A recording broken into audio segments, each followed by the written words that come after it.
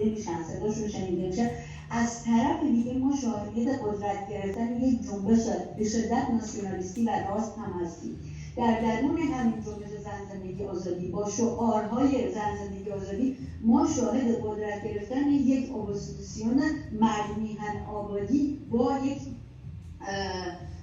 به اصطلاح ما به ازا و یک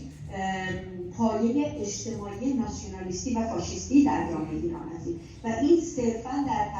در درون طبقه حاکمه نیست. ما امروز نمازها شاهنامه اینجا که اینجا هستیم حتما اخبار مربوط به حملات به جامعه افغانستانی ساکن ایران رو شنیدیم. حملاتی که نه فقط در سطح به اصطلاح اینستاگرام و شبکه‌های مجازی باشه، بلکه الان میشنوید که حملات به خانواده‌ها و خانه‌های این افراد شروع شده و این افراد از ترسشون نمیتونن از خانه بیرون بیان. ما همه این ها رو در دوره شاهد هستیم که جامعه ایران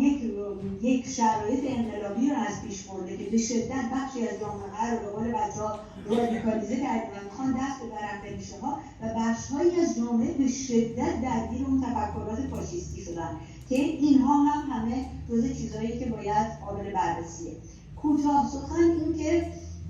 ما موظف هستیم از همه دستاوردهای